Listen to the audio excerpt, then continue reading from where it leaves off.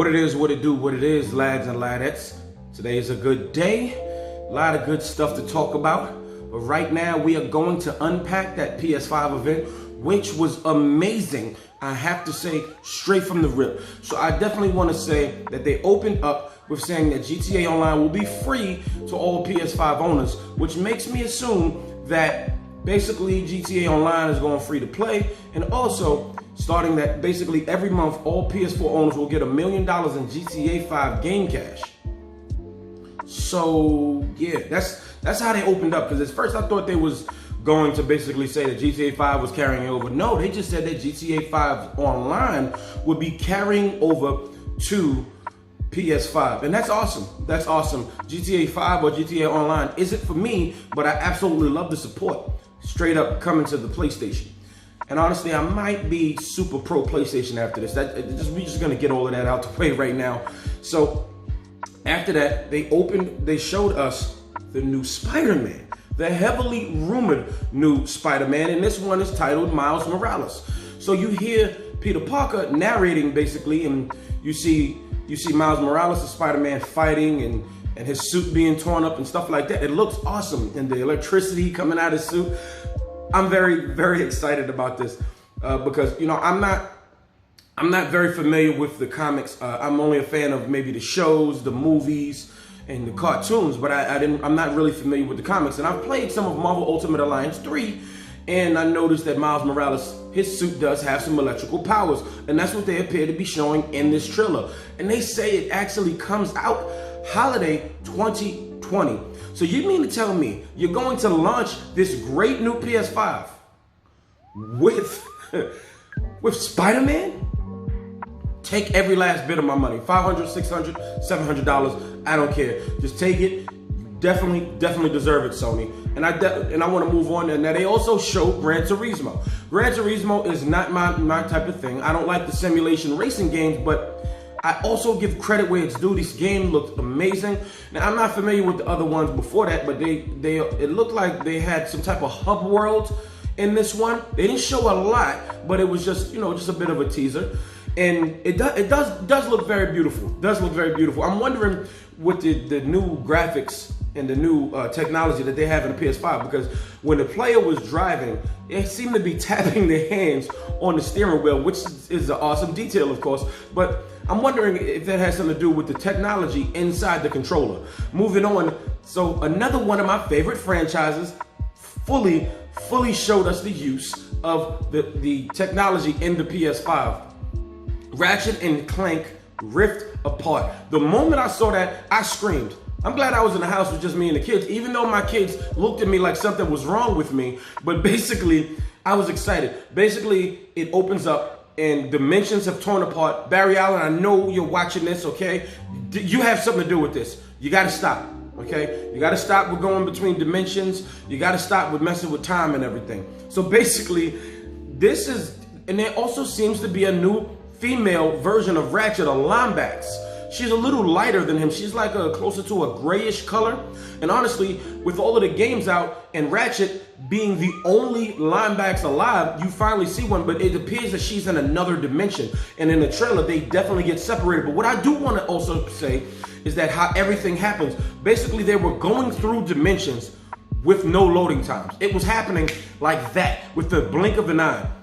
And then once they got further into the gameplay, Ratchet appears to have a weapon where he can see a rift tear, pull it through it, and he goes through the dimension. That looked amazing. And then they also seem to be separated, but you're not without a Lombax, because Clank gets separated in between a rift while they were fighting an enemy, and then that's where Clank meets the female Lombax. And look, I'm here for it. I'm a huge Ratchet and Clank fan. Wasn't a big fan of the movie, but I still will watch it again because I love the universe. I love the game franchise. This game looks so awesome.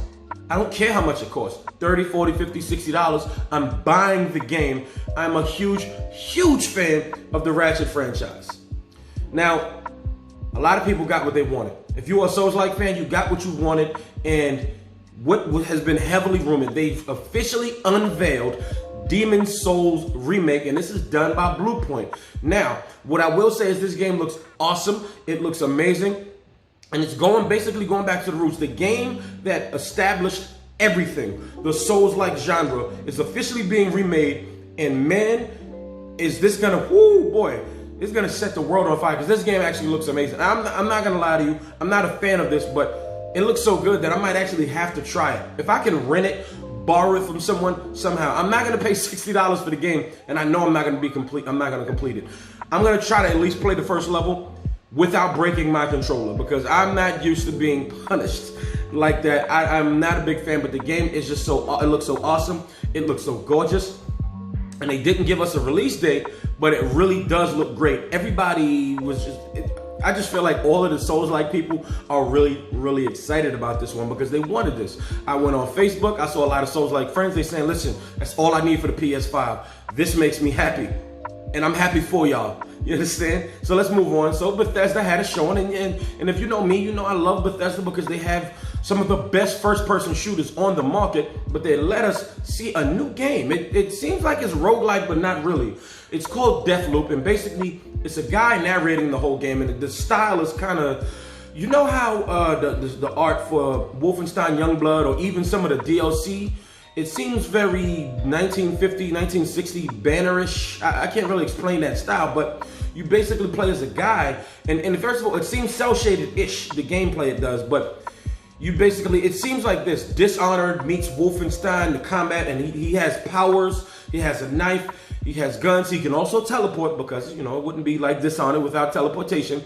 And basically, the moment the game boots up, he's just said everybody's trying to kill him, and he's trying to get to the end goal, because he's an assassin, and then there's rival assassins trying to kill him. And every time he gets closer, somebody kills him, and there's this one specific character, a female, who always gets him. And so now he's trying to find out how he can kill her first, because he just keeps respawning, he keeps coming back, he dies every day and things like that. And I'm not sure if it's roguelike, but every time he dies, it seems to, I'm not, you know, they didn't give this much detail, but every time he dies, it seems to extend the story. But then also at the end of the trailer, you seem to play as this female character who is always killing him. So I'm really interested in seeing what this is. I love first-person shooters, and then when you throw some of the extra stuff in there, like teleporting, stealth attacks, and stuff like that, I'm here for it. I'm absolutely here for it. And then we also got to see NBA 2K21, the game that comes every year. Now, what I will say is this: the game does look very good graphically, because there was a close-up where the way you saw the sweat on the player's face seemed crazy realistic. Honestly, it did look awesome. But I don't play 2K. You know, I'm not a super basketball fan, and I do give credit where it's due. But they also gave us a better look at the PS5 DualSense controller. It has adaptive triggers and haptic feedback, and I'm not a techie, so I don't know what none of this means. I will know what it means once it's in my, I can't wait, because the controller looks so beautiful. I just, honestly, I really can't wait for this system. I'm way more excited at this point than I am about the Xbox. No, I'm gonna be honest.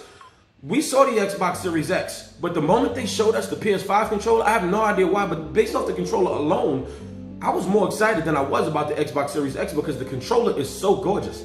I'm telling you, I think I'm all in for the PS5 this era. I'm gonna need to get me the biggest external hard drive, or whatever they want, whatever we can use for extended storage this gen, because I'm gonna be, you know, I'm gonna be all in, because if we're gonna get in this gen, if we're gonna continue to get games like Call of Duty, who's giving us 200 gigabyte updates just every few weeks, and they want to own such real estate on our hard drives, I'm gonna be ready, because hopefully stuff can be compressed this gen. But yeah, I'm really excited. That controller is gorgeous, and the presentation of the trailer was gorgeous toward it. So moving on. Now, a lot of us are Little Big Planet fans. I've never really finished a Little Big Planet game, but I like the creativity, I like the funness of the game, and I also like 3D platformers. And usually Little Big Planet is a 2D side scroller, but not this time. There is a 3D mascot adventure with Sackboy: A Big Adventure announced, and it is 4-player co-op, and it appears to be couch co-op. Let's go. I'm here for it. I love 3D mascot adventures. This game looks very fun. It's basically levels. It's a Little Big Planet game, so maybe it's still going to have some creativity to it, but it's straight up a bunch of levels with a campaign boss battles and everything. I love these types of games, which is why stuff like Crash Bandicoot, Tide of Tasmanian Tiger, and of course Ratchet and Clank resonate with me so much. This game stood out to me immediately. I said, oh snap, that's Sackboy. And then it just showed it to be a 3D adventure and not a 2D side scroller, and I'm here for it. So moving on to the next one, we got Hitman 3. Now, I haven't played any of the last two Hitman games. They're not for me, but I definitely appreciate what these games are. They seem to kind of be setting the world on fire with the disguises, and they maybe every once in a while they give you a target that you need to hunt for a limited time. It's awesome, and I love the support that this game is getting. They just gave us a little bit of a look, and it's set to come out in January of 2021. And I will definitely be reporting on it, but I will absolutely be giving a closer look to it because it does look awesome. It definitely does look awesome. Moving on to the next game now, Ghostwire. Ghostwire is a Japanese first-person action horror game. So in the beginning of the trailer, it seemed to be really scary, but as it moved along, you get a chance to defend yourself, but it seems like you're a ninja because there's all types of jutsus happening with the character's hands, and they're firing fireballs and everything they need to do at a lot of these ghosts and specter characters, and it seems to be that there's a bunch of Slender Man like characters. I actually might get into this one here because I was a fan of Fear, even though it freaked me out. You weren't completely helpless in Ghostwire, and I don't really like helpless horror games, but this is an action game where you can basically defend it, and you kind of supposed to defend Tokyo and get Tokyo back. So I'm I'm interested. I'm interested. And what's also coming at, I do believe launch is Godfall.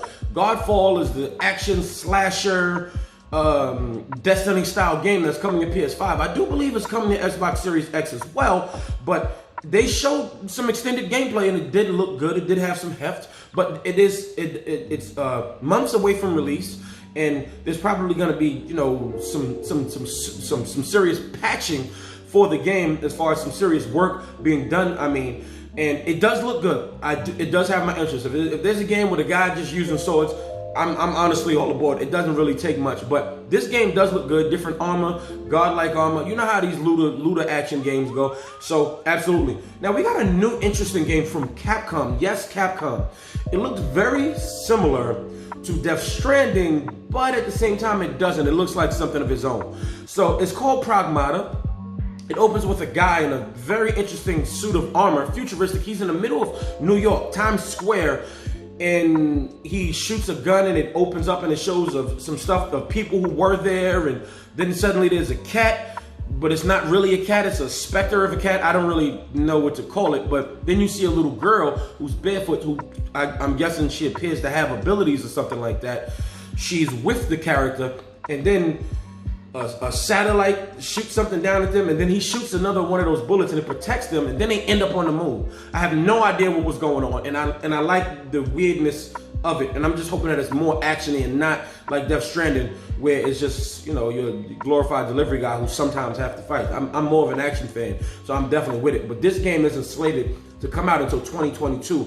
So honestly, the way it looks graphically, it looks like they're on to a really good start. So I will be keeping a close eye on this as it comes more. So now, me being a PSVR guy now, you know, I was always worried about playing the PSVR and if I would like it, but nope, I played the demo for Astrobot and I said, this game is awesome.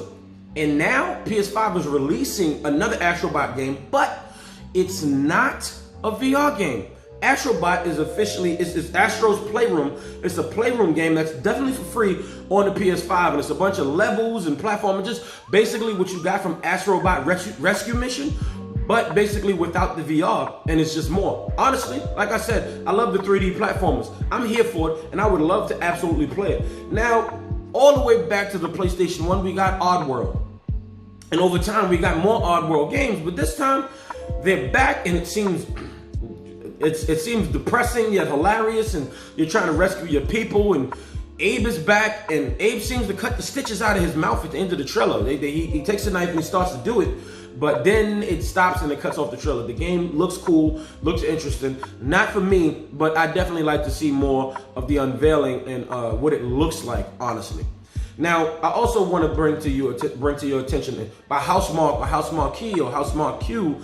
I have no idea how it's actually pronounced, but it's a game they're making called Returnal. I love this studio. They've made quite a good few games, and they all seem to be very different from each other. So Returnal, you seem to play as a middle-aged woman, and she's on another planet, and everything is literally trying to kill her. And it's an interesting world setup, but then it does start to look like a basic third-person shooter, like a game that we kind of played. It looks kind of like Death Stranded mixed with Control, which is actually very creepy, I honestly say. But this game is actually a little bit more colorful than that, but I'm interested. I love shooters in general, so I can't wait to hear more about it. And it's set to come out. We have no idea yet. They didn't really give us a date as of yet. Now, Sony likes to try to do different things sometimes, and they're coming out with a game called Destruction All-Stars. And it seems to be like a Destruction Derby Burnout style arena game with a bunch of avatars getting in cars and they're driving. But at some point, they actually get out of the cars and they can actually combat with each other.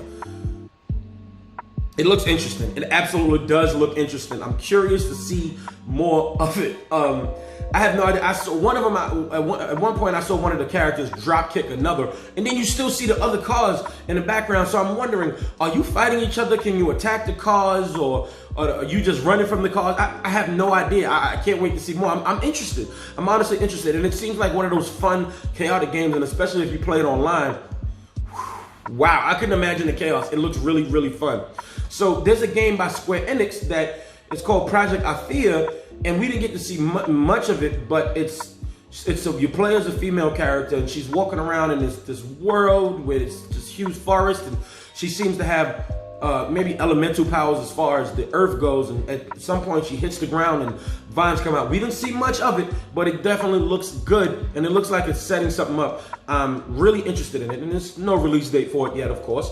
So, as some of you may know about me, and I expressed very, very early on in the channel that I absolutely love cats. Absolutely. So there's a game coming out that's set to come out next year in a cyberpunk dystopian world, and I'm guessing where no humans exist anymore, and you only see robots with these CRTV-like faces, but for some reason you seem to play as a cat. Yeah, it's a game called Stray, and this cat has a vest on, and I'm guessing if you do play as a cat, you basically spying. I'm really thinking these cats are spies for humans because the robots think everybody's dying. Yeah, this is a different take on Terminator and Skynet. And listen, I'm interested. The game isn't slated to come out until next year, but it seems interesting and it seems cool. It looks very good, honestly. Now we got another game called Kenna Bridge of Spirits. This game is brought to you by, remember when we got to see that short film of the Legend of Zelda Majora's Mask movie, where you just basically see Skull Kid just being Skull Kid in the trailer, and maybe it's an origin story, but these same people, they made a whole game, and the game looks awesome. It basically, for me personally, it looks like Horizon Zero Dawn meets Pixar, and I'm here for it. She basically has a staff that turns into a bow. Go figure, that actually sounds like Horizon, but then you have these little creatures, kind of Pikmin style, and they're helping you clean up the world of enemies. The action looks very good. It looks fun. And at one point, she basically used the creatures to clean up the world because it was really dark and desolate. And then these little black creatures, friendly creatures, they helped open up the world and make everything more green and more beautiful. And I'm here for it. This actually looks like a very, very good game. Now, here's a really weird game, and it appears to be a narrative adventure. And it's called Goodbye Volcano High. And I have no idea what to make of this game, but it seems to be one of those narrative adventure games where you're doing a lot of reading or maybe just doing a lot of speaking and eventually making some choices to affect the story. And hey, look, it looks cool, but it's not for me. Moving on to the next story, another one of those really weird indie games, and the way the camera angle is, it seems very Journey-ish to me. It's called Jet the Far Shore. And basically from a first-person view at first, you see people, it's a colony of people, and then it evolved. I really don't know what to make of this game, of this trailer, but it seems to be artistic and interesting, and I can't wait to hear it. And it says it's coming out in holiday of 2020. Now, if you know me, you know I'm a fan, huge fan of Hyper Light Drifter, made by Heart Machine. And well, this game was initially called Solar Ash Kingdom, and now it's just called Solar Ash. It's not a top-down isometric Zelda-like game. It is now a 3D action game, and I'm here for it. It's set to come out next year, but look, I can wait. I really wish they would still give us a Hyper Light Drifter physical on Switch, but hey, this isn't about Switch. But honestly, this game coming out, I'm excited for it, and Heart Machine can do no wrong with me. Honestly, the Hyper Light Drifter was an amazing, amazing game, and I'm hoping that this is one of those bigger games and it gets a physical release in a steel case. You know how I get down. So there's this other game called Little Devil Inside, and it seems like another one of those Pixar-ish games, but it's action-based, where you basically, it seems to be black and white at times, but then have color, and then there's a big cat villain that looks like the cat from Alice in Wonderland, but then you also play as a samurai guy style character where you have a sword, and then it's interesting. It's interesting. There's no release date for it yet, but it's very interesting. It seems, matter of fact, it seems very DreamWorks kind of game where you play as this guy, and I have no idea what he's doing. The details are very scarce on it, but it definitely seems interesting. And then lastly, you have the same people that made Octodaddy. They put out a game called Bug Snacks. Yeah, they seem like they're trying to one-up Octodaddy with the amount of weirdness that game was. I literally didn't play it because it looks funny, it looks cool, but it just wasn't my thing.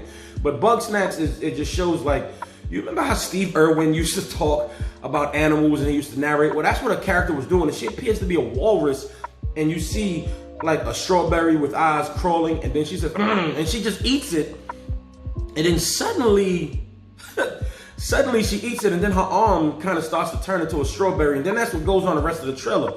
Until you see like some wild animal who I guess maybe went feral from eating all of these wild snacks.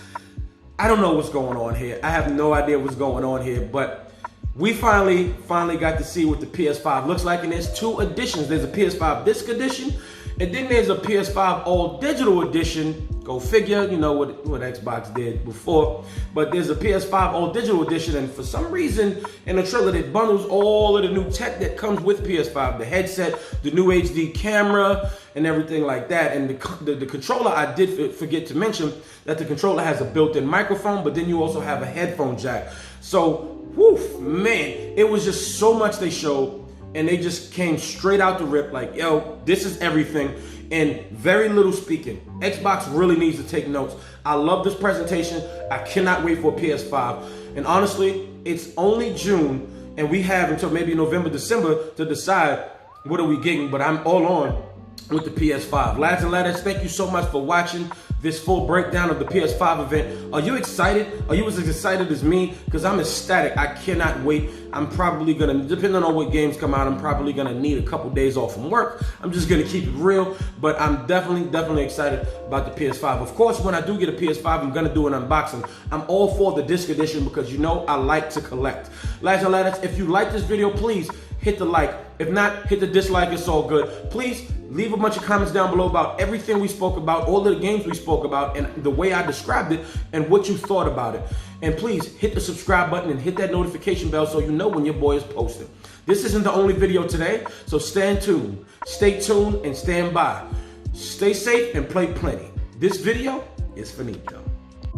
Wait. Before you click away from the video, I shamefully forgot to mention that yes, the new Resident Evil has been confirmed.